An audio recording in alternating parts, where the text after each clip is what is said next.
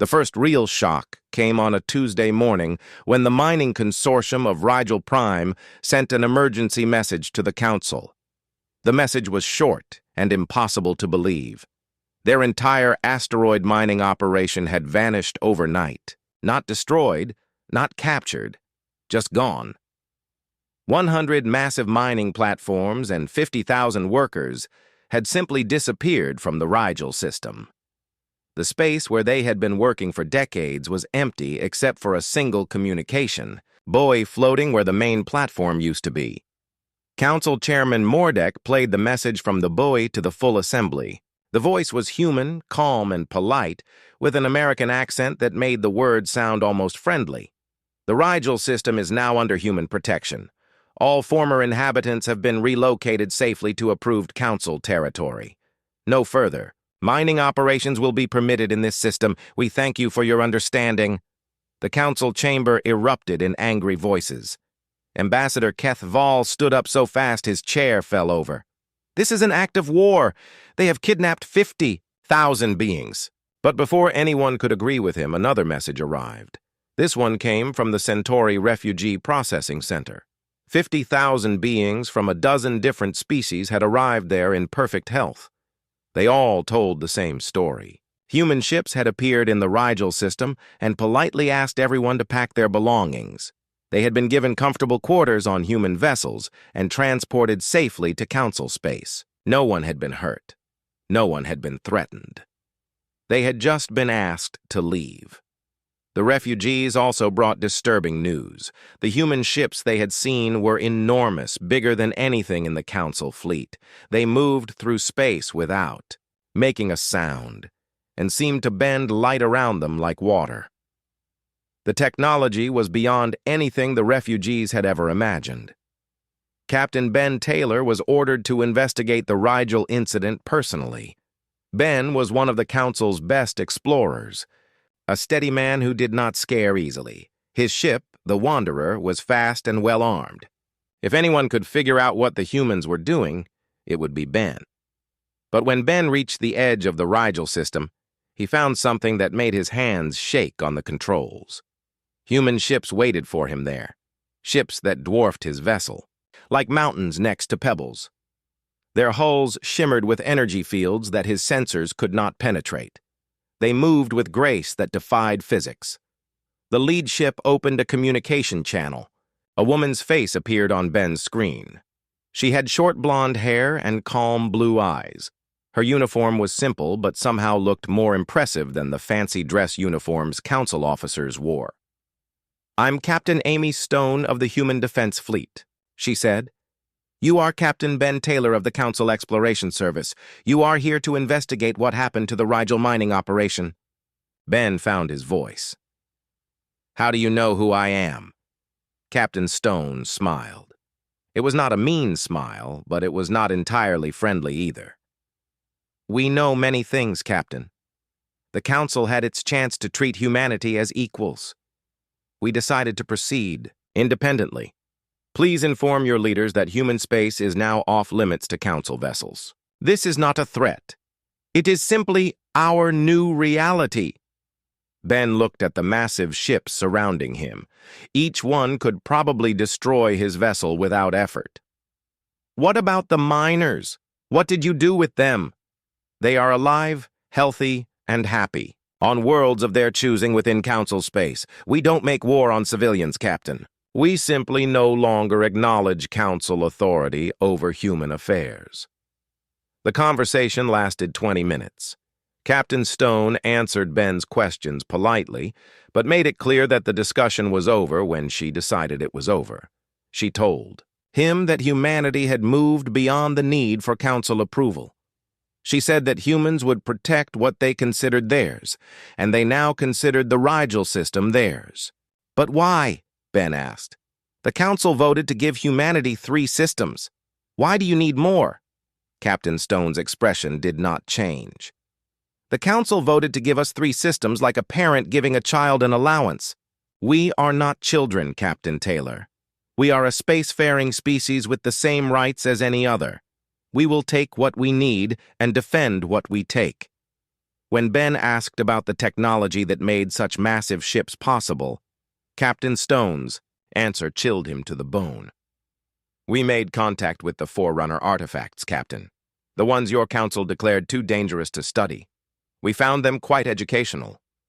The Forerunners were a mystery that had puzzled galactic civilization for thousands of years. They had left behind technology scattered across the galaxy, but no one had ever been able to make it work. The artifacts were studied by the best scientists from every species, but they remained silent and inert.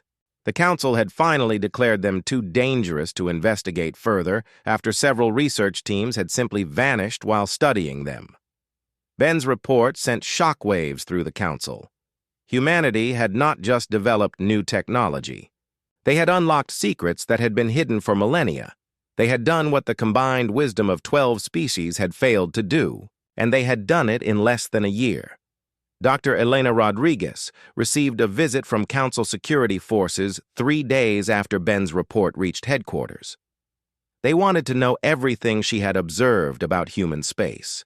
They wanted copies of all her sensor readings. They wanted to know if she had been in contact with any humans. Elena told them the truth. Her instruments showed massive construction projects throughout human territory. Industrial activity on a scale that suggested humanity was building not just ships, but entire space-based civilizations. Energy readings that indicated they had solved problems with power generation that Council scientists had worked on for centuries. "How many ships are we talking about?" asked the security chief, a nervous Zephyrian named Telvok. Elena showed him her data. "Based on these readings, I would estimate several thousand large vessels, possibly tens of thousands of smaller ones. The construction is happening in multiple systems simultaneously." Telvok's blue skin went pale. "That's impossible. Humans don't have the resources for such a massive fleet." But Elena's readings did not lie. Somewhere in human space, an industrial miracle was taking place. Ships were being built faster than should have been possible. Technology was being deployed on a scale that dwarfed anything the Council had ever achieved. The reports kept coming. Independent traders reported being rescued by mysterious ships when their vessels broke down near human space. The rescue ships appeared from nowhere, provided aid without asking for payment or identification, then vanished again. Pirates who tried to raid near human territory simply disappeared, their ships found days later drifting empty in deep space. But the most disturbing report came from the Deep Space Monitoring Station at Wolf 359. Long-range sensors detected human ships operating in the galactic core, where radiation levels were so high that Council technology could not function. Somehow, humanity had solved problems that had kept every other species away from the galaxy's center for millions of years. The intelligence reports painted a picture that no one in the Council wanted to see. Humanity was not struggling without Council support. They were thriving, they were expanding, they were developing technology at a rate that seemed impossible, and they were doing it all without asking permission from anyone. Ambassador Keth Vale no longer made jokes about children taking their toys. He sat quietly in Council meetings, staring at reports that showed human influence spreading across the galaxy like ripples in a pond. Each report made it clear that the Council had made a terrible mistake. "They're moving faster than we are," admitted the Altarian representative during a closed session. "Whatever they learned from the Forerunner artifacts, it has given them capabilities we cannot match." Council Chairman Mordek read the latest intelligence summary with growing dread. Human ships outnumbered Council vessels 10 to 1. Human technology was advancing at an exponential rate. Human influence was spreading to species that had never even heard of the Council, and it had all started when humanity walked away from the peace talks. When the Council had told them they were too young and too primitive to deserve respect. When Ambassador Kethval had called them children, and Velthar had said they needed 1,000 years to prove themselves worthy. The Council was beginning to understand that humanity's silence was not the quiet of defeat. It was the quiet of a species that no longer needed to ask permission for anything, and that terrified them more than any threat or declaration of war ever could. The panic started slowly, like water seeping through a crack in a dam. Then it became a flood that swept through every council world in the galaxy. Reports came in faster than the council could process them. Corporate mining operations throughout. The Outer Rim found their equipment mysteriously disabled, and their workers relocated to safer worlds. Oppressive colonial governments that had squeezed profits from enslaved populations woke up to find their slaves gone and their enforcers floating, unconscious in space. The pattern was always the same. No violence, no threats, no grand declarations. Human ships would simply appear, politely ask the oppressors to leave, and then make sure they did. Those who refused to leave found their weapon systems failing and their ships unable to move. They were not hurt, just rendered helpless until they agreed to go. Council Chairman Mordek called emergency session after emergency session. The crystal table that had once been the center of galactic power now felt like the deck of a sinking ship. Representatives from 12 species sat around it, watching their authority crumble one report at a time. "They're not conquering," said the hegemony representative, Velthar, his gray face showing fear for the first time in his long career. "They're liberating. That's worse than conquest. Conquered people resist. Liberated people love their liberators." The truth of his words hit the council like a physical blow. Humanity was not building an empire like the old galactic powers had done. They were freeing oppressed populations and asking for nothing in return. Worlds that had suffered under council-sanctioned corporate exploitation were suddenly free to govern themselves. Environmental disasters that had been ignored for decades were being fixed by mysterious human aid packages.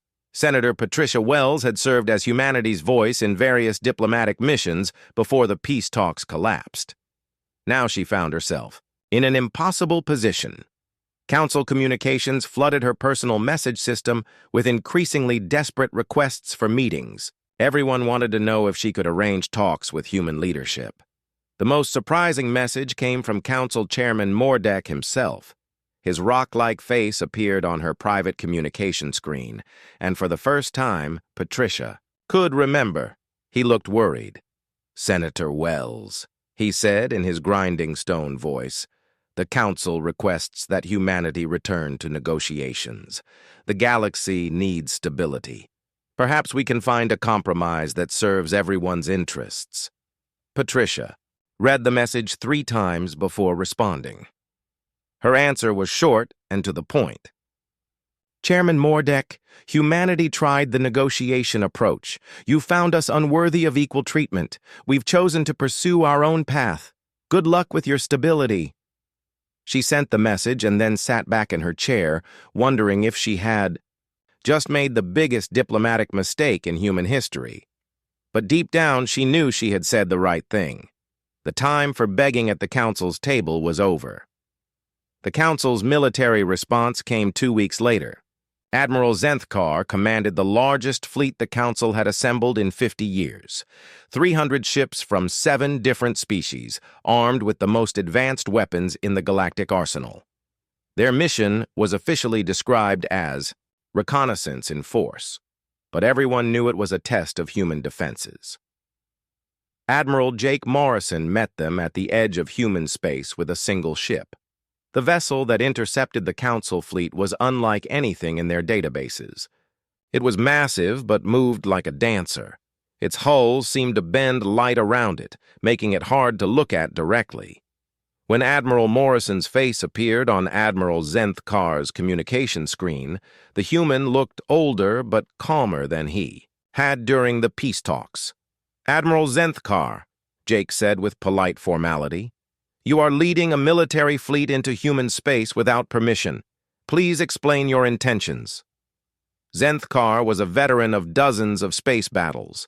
His species, the Drakmari, were known for their military skill and aggressive nature. But looking at the human ship that had appeared from nowhere to challenge his entire fleet, he felt something he had not experienced in years. Fear. "Admiral Morrison," Zenthkar replied, trying to keep his voice steady. "The Council requires information about human military capabilities. We are conducting a lawful reconnaissance mission. Jake's expression did not change.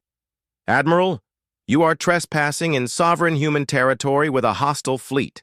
This is your only warning to withdraw." What happened next became legendary in military academies across the galaxy. The human ship did not fire a single weapon. It did not launch fighters or deploy missiles. Instead, every council vessel in the fleet simply stopped working. Power systems shut down. Weapons went offline. Life support continued to function, but nothing else did. 300 ships from 7 species found themselves floating helpless, in space, unable to move or fight or even send messages to each other. Then human rescue ships appeared, hundreds of them, surrounding the disabled council fleet like shepherds gathering scattered sheep.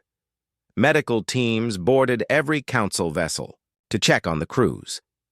Engineers examined the disabled systems to make sure nothing was permanently damaged. Everyone was treated with professional courtesy and medical care. Admiral Morrison's ship approached Admiral Zenthkar's flagship. A docking tube extended and sealed against the council ship's hull. Minutes later, Jake Morrison walked onto the bridge of the council flagship, flanked by 2 human officers. Zenthkar had expected to see weapons, to face threats and demands. Instead, Jake Morrison looked tired and slightly sad. "Admiral," Jake said quietly, "your fleet is unharmed. Your crews are safe. Your ships will be fully functional once you return to council space. This was not an attack. This was a demonstration." Zenthkar found his voice. "How did you do this? Our ships have the best defenses in the galaxy." Jake smiled sadly. "Admiral, your best defenses were designed to stop weapons your people understand. We have moved beyond such limitations." He gestured toward the viewports where human ships moved through space with impossible grace. "Humanity has learned much in the past year. We no longer require council approval to exist." The demonstration lasted 6 hours. Council crews were fed and given medical examinations. Engineers explained what had been done to their systems and how it would be reversed. Human officers answered questions politely but made it clear that this was not a negotiation. It was a lesson. When the human ships finally released their holds on the council fleet, Admiral Zenthkar found a personal message waiting on his command console. It was from Admiral Morrison. "Admiral, please tell the council that humanity holds no grudge against their people. We simply will no longer accept their authority over human affairs. We suggest that the council respect our boundaries and we will respect theirs. This can be the beginning of a better relationship, but it will be a relationship between equals or it will be no relationship at all." The message included detailed recordings of the entire incident, visual evidence of human capabilities that made council technology look primitive, data about ship movements that defied known physics, proof that humanity had advanced beyond anything the galactic community could match. When Admiral Zenthkar returned to council space and delivered his report, the chamber fell silent for a full minute. The recordings spoke for themselves. Humanity was not bluffing. They were not exaggerating their capabilities. They had demonstrated power that made the Council's greatest fleet look like children playing with toy boats. The final piece of devastating news came from deep space sensors monitoring the galactic core. Human ships had been detected building something massive near the galaxy's central black hole. Energy readings suggested construction on a scale that dwarfed entire star systems. Whatever humanity was building, there was beyond the imagination of Council scientists. Ambassador Kethaval sat in his quarters that night, staring at intelligence reports that painted an impossible picture. Humanity had gone from being a junior species begging for scraps to a galactic power that could reshape reality itself, and it had all happened because the Council had treated them like children instead of equals. He thought about that day 6 months ago when Admiral Morrison had walked out of the peace talks. Kethaval had laughed about humans taking their toys and going home. Now he understood that humanity had not taken their toys. They had gone home and built better toys than anyone else in the galaxy. The council that had once controlled the fate of billions now found itself watching helplessly as humanity redefined what was possible. And the worst part was that humanity was not asking for permission or forgiveness. They were simply moving forward, creating a new kind of galactic civilization based on freedom and equality rather than hierarchy and control. The age of council. Dominance was ending. The age of humanity had begun, and there was nothing the council could do except watch and wonder how they had made such a terrible mistake.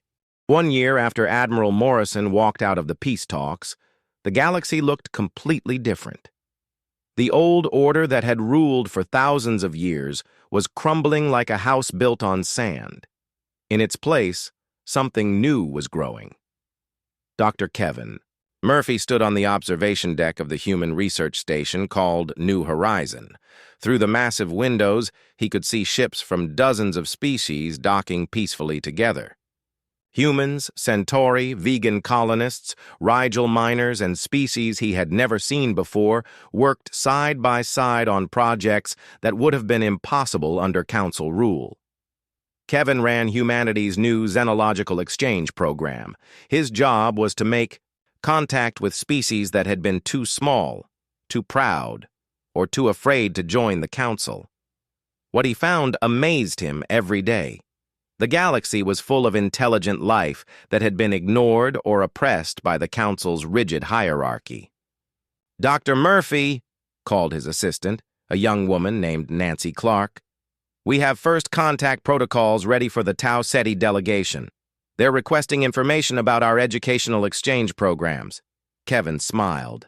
The Tau Ceti were a species of peaceful scholars who had hidden in their home system for centuries, afraid that the Council would force them into military service.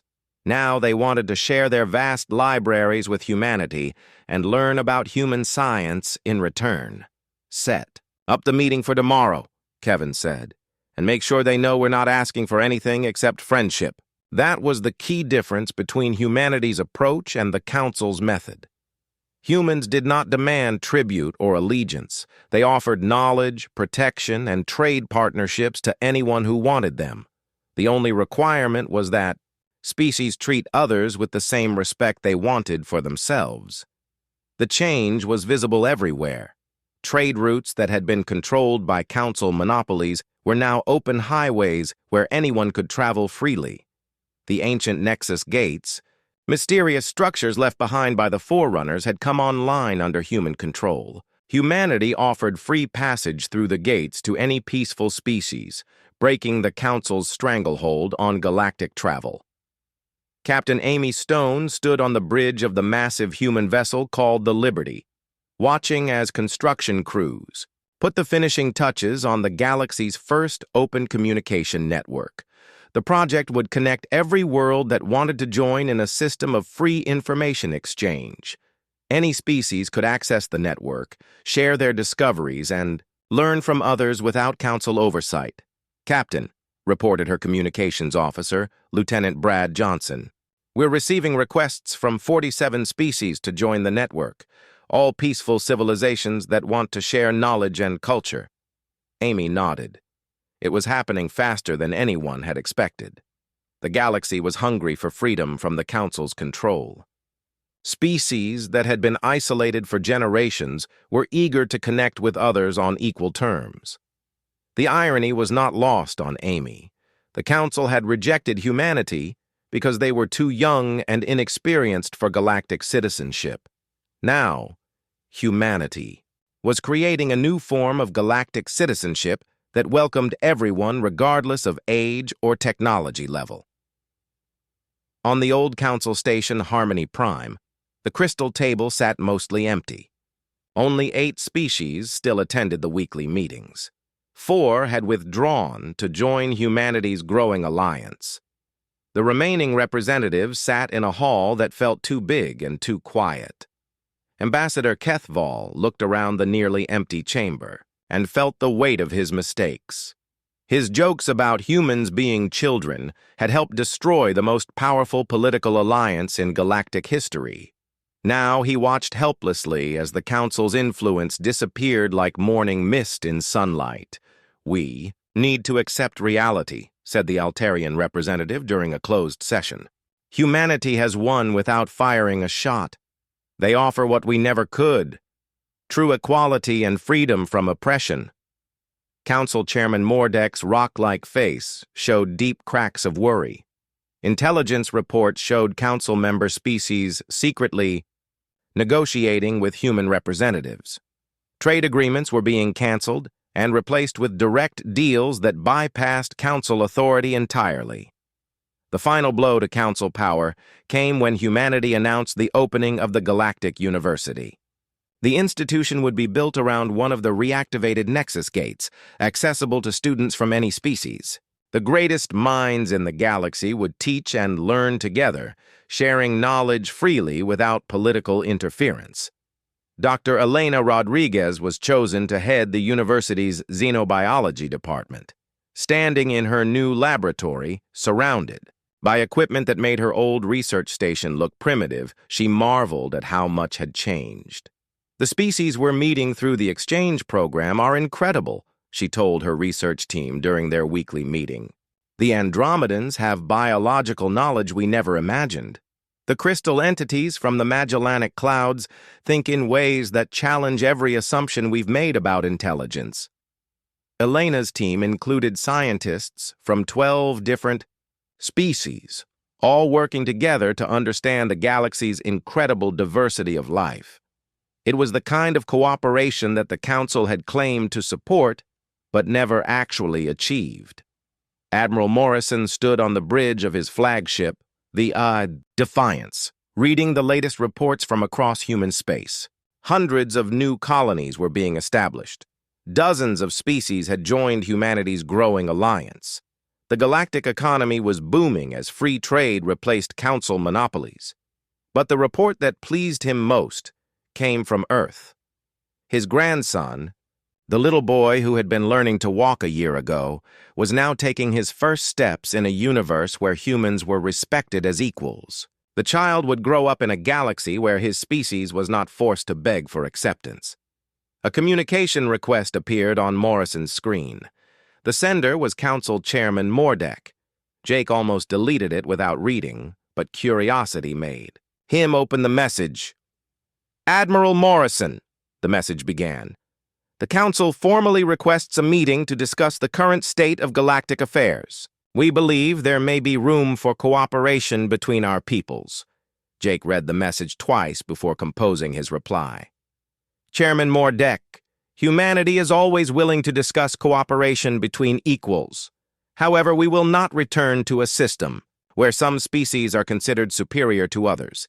If the Council wishes to join the new galactic community we are building, you are welcome.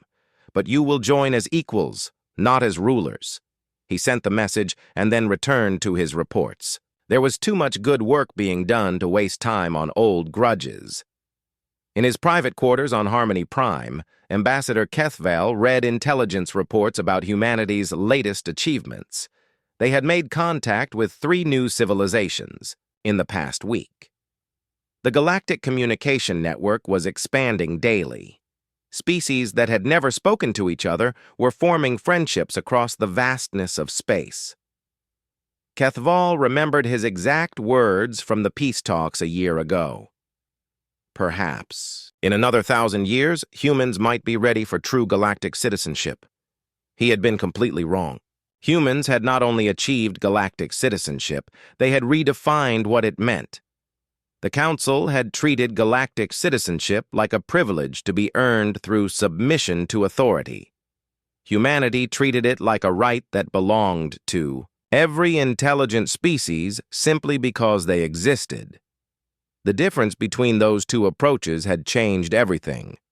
Senator Patricia Wells received a message from her old friend Lisa Carter, who was now serving as humanity's chief diplomatic officer. The message was an invitation to attend the opening ceremony of the Galactic University.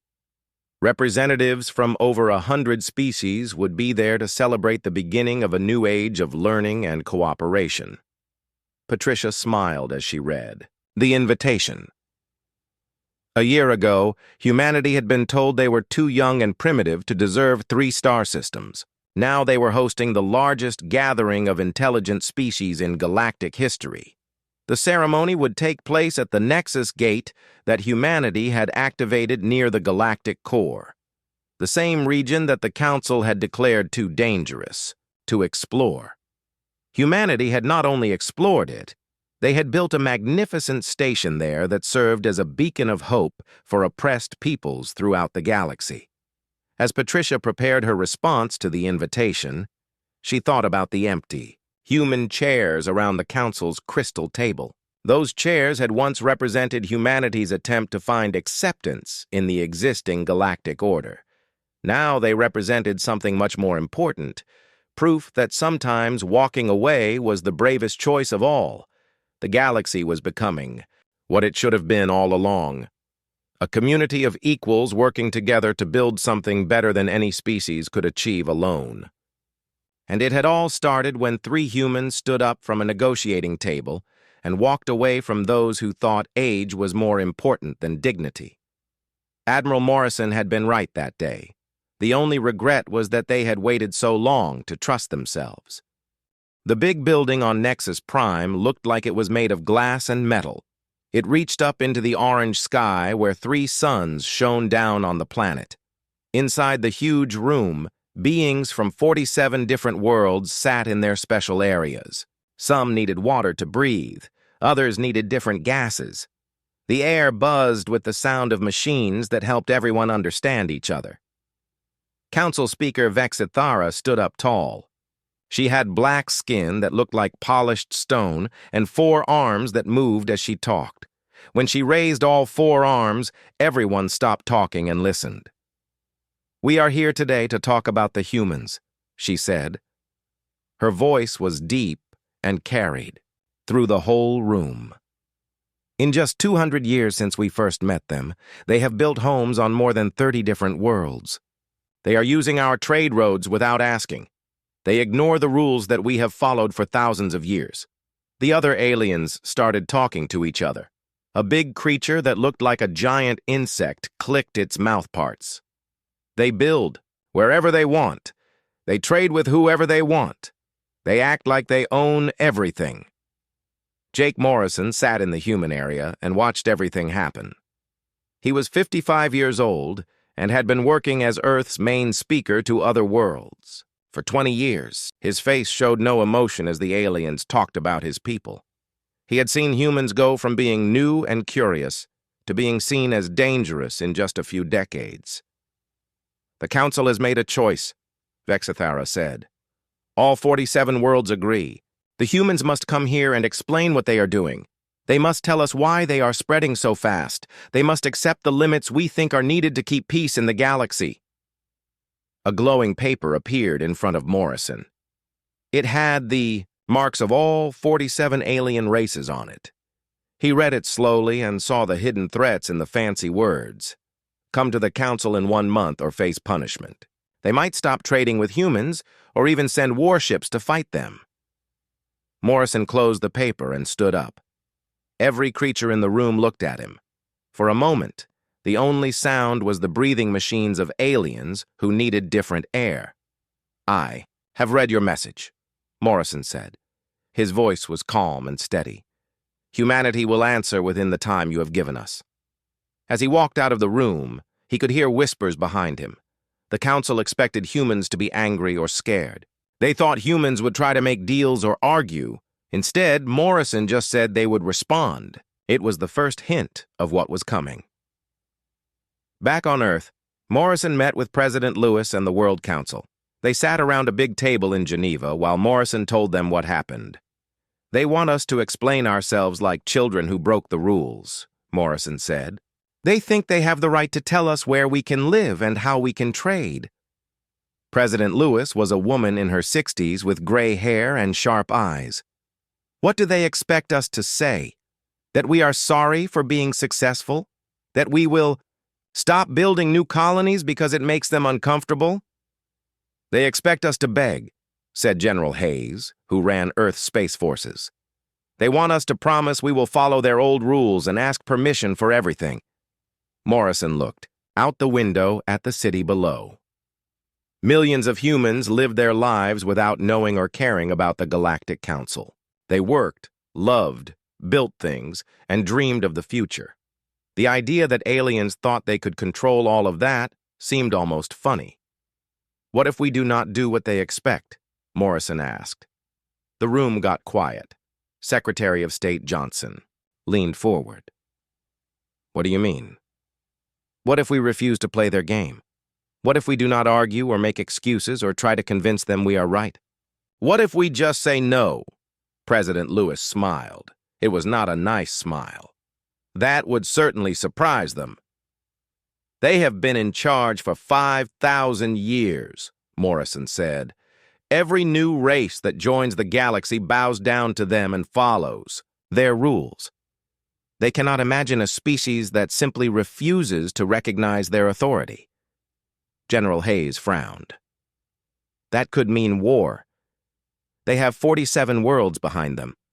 We have just our colonies and a few allies." "Do we?" Morrison asked. "Have you looked at the numbers lately? In the past 50 years, we have made friends with over 60 different races. Most of them have never even heard of the Galactic Council. They are too busy living their lives and trading with us."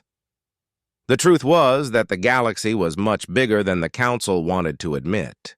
There were hundreds of intelligent species, and most of them got along just fine without the Council telling them what to do. Humans had been building relationships with these independent worlds, while the Council sat in their fancy building and made speeches. "So what do you suggest?" President Lewis asked. Morrison stood up and walked to the big window again. Outside, he could see a shuttle taking off for the moon. Soon it would carry supplies to Mars, then to the asteroid colonies, then to the new worlds beyond the solar system. Humanity was growing and spreading not because they wanted to conquer anyone, but because it was what they did. They explored, they built, they moved forward. "I suggest we tell them the truth," Morrison said. "Not with words. Words can be argued with and twisted. I suggest we show them what humanity really thinks of their council." "How?" asked Secretary Johnson. Morrison turned back to the group. "I will go to their meeting. I will sit in their chamber, and I will say nothing." The room exploded with voices. Everyone tried to talk at once. General Hayes stood up. "You cannot be serious. Silence will be seen as an insult. They might attack us." "Let them," Morrison said. "If they attack us for being quiet, the whole galaxy will see what kind of people they really are. But I do not think they will. I think our silence will do something much worse to them than any weapon." "What?" President Lewis asked. "I think it will make them afraid." Over the next few weeks, the plan took shape. Morrison would go to Nexus Prime alone. No guards, no lawyers, no weapons. Just one human diplomat who would attend their meeting and say absolutely nothing. No arguments, no explanations, no apologies. Just silence. The more they talked about it, the more it made sense. The Council expected humans to behave like every other race they had ever dealt with. They expected fear, anger, or desperate attempts to negotiate. They had procedures for all of those responses.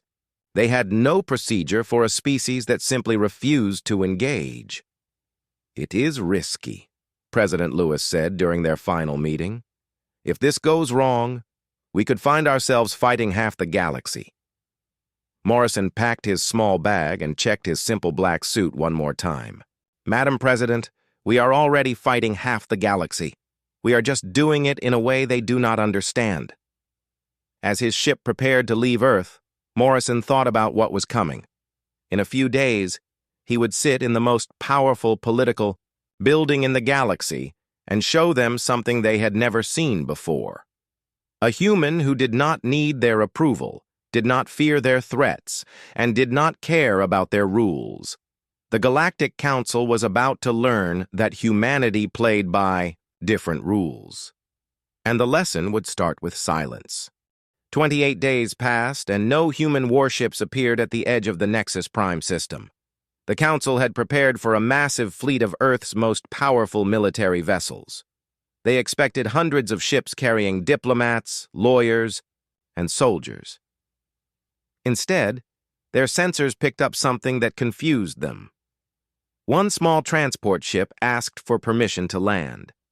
Council Speaker Vex Thara stood at the observation deck and watched the tiny vessel approach the landing platform. It was smaller than most personal shuttles that council members used. The ship had no visible weapons and only basic identification markers that said it came from Earth. "How many humans are on board?" she asked Security Chief Zornak. He was a tall alien with metal parts replacing some of his body parts. "Our scanners show only one life form," Zornak reported. "Ambassador Morrison is traveling alone." Vexathara's 4 eyes went wide. "Alone? No bodyguards, no legal team, no other diplomats?" "That is correct. 1 human, 1 ship, almost no cargo." This was not what the council had planned for. Their huge meeting hall could hold hundreds of delegates. They had prepared for human aggression, threats, or attempts to make deals. They had security teams ready for anything. But nobody had planned for a single diplomat showing up like he was visiting a friend. The ship landed on Platform 7 with a soft thud. Through the observation windows, the council members could see it clearly. It looked ordinary, like the kind of ship a merchant might use to carry goods between nearby planets. There were no special markings, no flags, no signs that it represented one of the most powerful civilizations in the galaxy. Morrison stepped out of the ship wearing a simple black suit and carrying a small briefcase. He looked like a businessman who was late for a meeting. The security teams that had been ready for an army of humans stood around looking confused. "Where are the rest of them?" asked Ambassador Krell from the hegemony. His reptile-like face showed his confusion. "This must be a trick. The real delegation must be hiding somewhere." But the scanners found nothing. Deep space monitors showed no hidden fleets. Communication arrays detected no secret signals. Jake Morrison really had come to face the most powerful political body in the galaxy completely alone. Morrison walked through the security checkpoints without complaining. He let the aliens scan him with their machines and search his briefcase. They found nothing dangerous. No weapons, no recording devices, no communication equipment. Just some basic personal items and what looked like a few paper documents. "This is impossible," whispered Ambassador Thix from the Cartographers Guild. "No species sends one person to face the entire council. It goes against every rule of diplomacy we know." The ethereal collective's representative was a being made of pure energy that lived inside a crystal container. It pulsed with worried light. "I can read his thoughts from here. His mind is completely calm. No fear, no anger, no deception. It is very unusual." Morrison was taken to a waiting room outside the main assembly hall. The room had comfortable chairs and entertainment systems for delegates who might have to wait for hours. Morrison was offered food, drinks, and access to communication systems so he could talk to his government. He said no to everything. Instead, he sat down in one of the chairs, folded his hands in his lap, and closed his eyes. For 6 hours, he did not move. He looked like he was sleeping or meditating. The security cameras watched him constantly, but he never did anything interesting. Council members took turns looking at the video feeds from his room. They searched for hidden technology or secret weapons. They looked for signs that he was secretly communicating with other humans. They found nothing. Morrison just sat there, breathing slowly and steadily, looking more peaceful than most people did in their own homes. "Maybe this is how humans prepare for important meetings," suggested Dr. Valen, who studied alien behavior. "Perhaps silence helps them think." "Or maybe they are planning something terrible and he needs to stay calm," said Admiral Zaris from the patrol fleet. His scaled face showed his worry. "I have ordered extra security throughout the system." But the extra security found nothing to secure against. No human ships appeared. No secret messages were detected.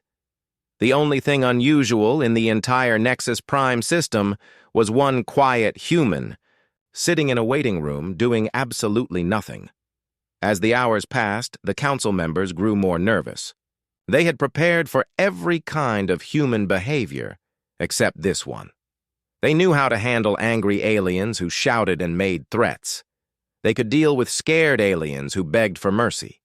They had procedures for aliens who tried to make deals or offer bribes. They had no procedure for an alien who simply waited. "What if this is their answer?"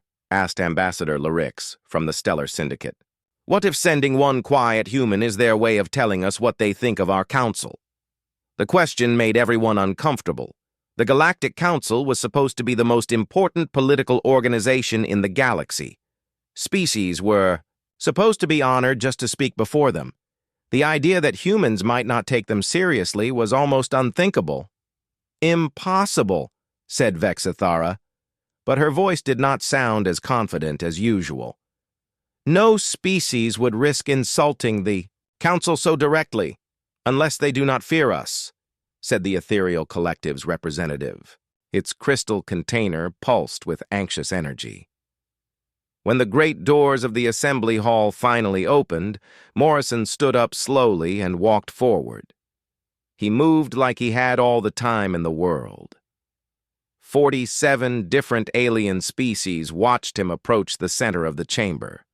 They expected him to make a speech, to demand something, or to at least look impressed by the massive room and all the powerful beings watching him. Instead, Morrison looked around calmly, nodded politely to the speaker's platform, and sat down, in the chair they had provided for him. Then he folded his hands and waited. The silence stretched on for several minutes. Universal translators hummed quietly, ready to translate whatever Morrison might say. But he said nothing. He looked comfortable and relaxed, as if sitting in front of the most powerful political body in the galaxy was something he did every day. Vexithara realized that Morrison was not going to speak first. In 5,000 years of council history, every delegate had begun with some kind of opening statement. They either defended themselves, attacked their enemies, or tried to make deals. Morrison just sat there and waited for someone else to talk. The council had expected many things from humanity's response to their ultimatum. They had prepared for war, for negotiation, for desperate pleas for mercy. They had not prepared for this quiet confidence. They had not expected a human who acted like the council needed to prove something to him, instead of the other way around.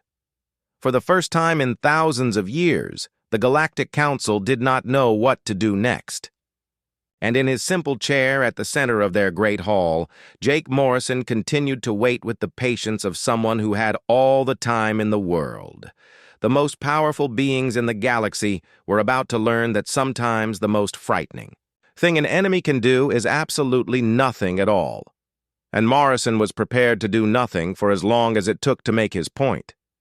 The silence had begun, and it would shake the foundations of everything the council thought they knew about power.